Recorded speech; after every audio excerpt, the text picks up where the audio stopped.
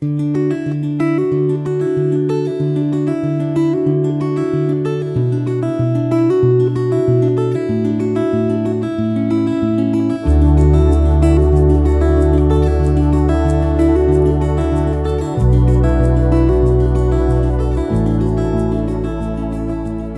reading begins in Exodus, chapter 13, beginning in verse 17. When Pharaoh had let the people go, God didn't lead them by the way of the land of the Philistines, although that was near, for God said, lest perhaps the people change their minds when they see war, and they return to Egypt. But God led the people around by the way of the wilderness by the Red Sea, and the children of Israel went up armed out of the land of Egypt. Moses took the bones of Joseph with him, for he had made the children of Israel swear, saying, God will surely visit you, and you shall carry up my bones away from here with you. They took their journey from Succoth, and encamped in Etham, in the edge of the wilderness. The Lord went before them by day in a pillar of cloud, to lead them on their way, and by night in a pillar of fire, to give them light, that they might go by day and by night. The pillar of cloud by day and the pillar of fire by night didn't depart from before the people. The Lord spoke to Moses, saying, Speak to the children of Israel, that they turn back, and encamp before Pi-hahiroth, between Migdol and the sea, before Baal-zephon. You shall encamp opposite it by the sea. Pharaoh will say of the children of Israel, They are entangled in the land, the wilderness has shut them in. I will harden Pharaoh's heart, and he will follow after them, and I will get honor over Pharaoh, and over all his armies, and the Egyptians shall know that I am the Lord. They did so. The king of Egypt was told that the people had fled, and the heart of Pharaoh and of his servants was changed towards the people, and they said, What is this we have done, that we have let Israel go from serving us? He prepared his chariot, and took his army with him, and he took 600 chosen chariots, and all the chariots of Egypt, with captains over all of them. The Lord hardened the heart of Pharaoh king of Egypt, and he pursued the children of Israel, for the children of Israel went out with a high hand. The Egyptians pursued them. All the horses and chariots of Pharaoh, his horsemen and his army overtook them encamping by the sea, beside Pi-hahiroth, before Baal-zephon. When Pharaoh came near, the children of Israel lifted up their eyes, and behold, the Egyptians were marching after them, and they were very afraid. The children of Israel cried out to the Lord. They said to Moses, Because there were no graves in Egypt, have you taken us away to die in the wilderness? Why have you treated us this way, to bring us out of Egypt? Isn't this the word that we spoke to you in Egypt, saying, Leave us alone, that we may serve the Egyptians? For it would have been better for us to serve the Egyptians than to die in the wilderness. Moses said to the people, Don't be afraid. Stand still, and see the salvation of the Lord, which he will work for you today. For you will never again see the Egyptians whom you have seen today. The Lord will fight for you, and you shall be still. The Lord said to Moses, Why do you cry to me? Speak to the children of Israel, that they go forward. Lift up your rod, and stretch out your hand over the sea, and divide it. Then the children of Israel shall go into the middle of the sea on dry ground. Behold, I myself will harden the hearts of the Egyptians, and they will go in after them. I will get myself honor over Pharaoh, and over all his armies, over his chariots, and over his horsemen. The Egyptians shall know that I am the Lord, when I have gotten myself honor over Pharaoh, over his chariots, and over his horsemen. The angel of God, who went before the camp of Israel, moved and went behind them, and the pillar of cloud moved from before them and stood behind them. It came between the camp of Egypt and the camp of Israel. There was the cloud and the darkness, yet it gave light by night. One didn't come near the other all night. Moses stretched out his hand over the sea, and the Lord caused the sea to go back by a strong east wind all night, and made the sea dry land, and the waters were divided. The children of Israel went into the middle of the sea on the dry ground, and the waters were a wall to them on their right hand and on their left. The Egyptians pursued, and went in after them into the middle of the sea, all of Pharaoh's horses, his chariots, and his horsemen. In the morning watch, the Lord looked out on the Egyptian army through the pillar of fire and of cloud, and confused the Egyptian army. He took off their chariot wheels, and they drove them heavily, so that the Egyptians said, Let's flee from the face of Israel, for the Lord fights for them against the Egyptians. The Lord said to Moses, Stretch out your hand over the sea, that the waters may come again on the Egyptians, on their chariots, and on their horsemen. Moses stretched out his hand over the sea, and the sea returned to its strength when the morning appeared, and the Egyptians fled against it. The Lord overthrew the Egyptians in the middle of the sea. The waters returned and covered the chariots and the horsemen, even all Pharaoh's army that went in after them into the sea. There remained not so much as one of them. But the children of Israel walked on dry land in the middle of the sea, and the waters were a wall to them on their right hand and on their left.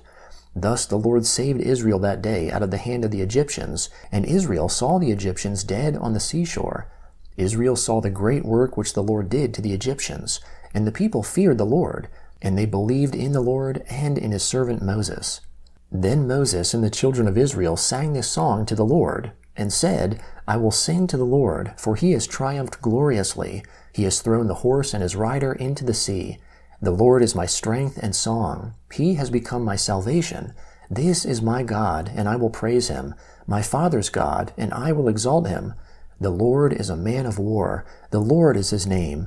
He has cast Pharaoh's chariots and his army into the sea. His chosen captains are sunk in the Red Sea. The deeps cover them. They went down into the depths like a stone. Your right hand, Lord, is glorious in power.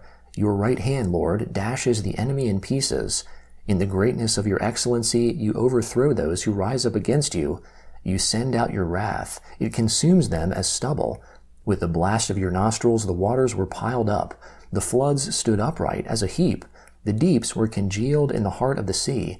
The enemy said, I will pursue, I will overtake, I will divide the plunder. My desire will be satisfied on them. I will draw my sword, my hand will destroy them. You blew with your wind, the sea covered them, they sank like lead in the mighty waters. Who is like you, Lord, amongst the gods? Who is like you, glorious in holiness, fearful in praises, doing wonders? You stretched out your right hand, the earth swallowed them. You, in your loving kindness, have led the people that you have redeemed. You have guided them in your strength to your holy habitation. The peoples have heard. They tremble. Pangs have taken hold of the inhabitants of Philistia. Then the chiefs of Edom were dismayed. Trembling takes hold of the mighty men of Moab. All the inhabitants of Canaan have melted away. Terror and dread falls on them. By the greatness of your arm they are as still as a stone, until your people pass over, Lord, until the people you have purchased pass over. You will bring them in and plant them in the mountain of your inheritance, the place, Lord, which you have made for yourself to dwell in, the sanctuary, Lord, which your hands have established. The Lord will reign forever and ever. The Gospel of Matthew, chapter 21, beginning in verse 23. When he, that is Jesus, had come into the temple, the chief priests and the elders of the people came to him as he was teaching, and said, By what authority do you do these things? Who gave you this authority? Jesus answered them, I also will ask you one question, which, if you tell me, I likewise will tell you by what authority I do these things. The baptism of John, where was it from? From heaven or from men? They reasoned with themselves, saying, If we say, from heaven, he will ask us, Why then did you not believe him? But if we say, from men, we fear the multitude, for all hold John as a prophet. They answered Jesus and said, We don't know. He also said to them, Neither will I tell you by what authority I do these things. But what do you think? A man had 2 sons, and he came to the first and said, Son, go work today in my vineyard.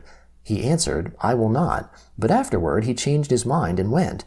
He came to the second and said the same thing. He answered, I'm going, sir. But he didn't go. Which of the 2 did the will of his father?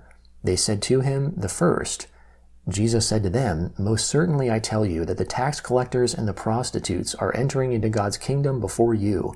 For John came to you in the way of righteousness, and you didn't believe him, but the tax collectors and the prostitutes believed him. When you saw it, you didn't even repent afterward, that you might believe him.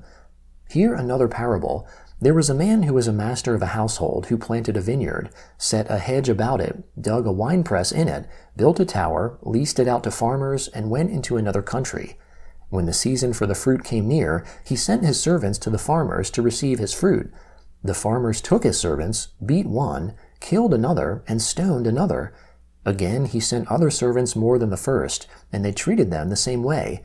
But afterward he sent to them his son, saying, They will respect my son. But the farmers, when they saw the son, said amongst themselves, This is the heir. Come, let's kill him and seize his inheritance.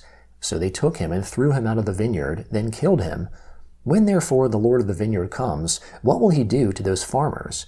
They told him he will miserably destroy those miserable men and will lease out the vineyard to other farmers who will give him the fruit in its season.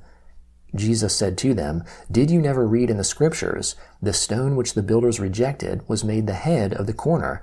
This was from the Lord. It is marvelous in our eyes. Therefore I tell you, God's kingdom will be taken away from you and will be given to a nation producing its fruit. He who falls on this stone will be broken in pieces, but on whomever it will fall, it will scatter him as dust." When the chief priests and the Pharisees heard his parables, they perceived that he spoke about them. When they sought to seize him, they feared the multitudes, because they considered him to be a prophet.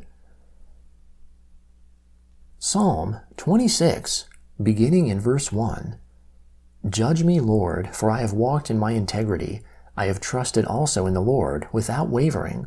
Examine me, Lord, and prove me. Try my heart and my mind. For your loving kindness is before my eyes. I have walked in your truth. I have not sat with deceitful men, neither will I go in with hypocrites.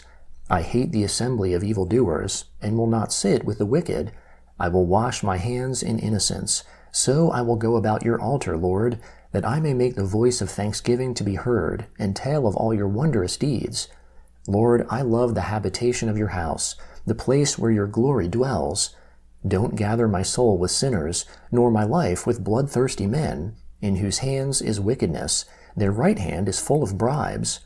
But as for me, I will walk in my integrity. Redeem me, and be merciful to me. My foot stands in an even place. In the congregations, I will bless the Lord. Proverbs chapter 6, beginning in verse 16.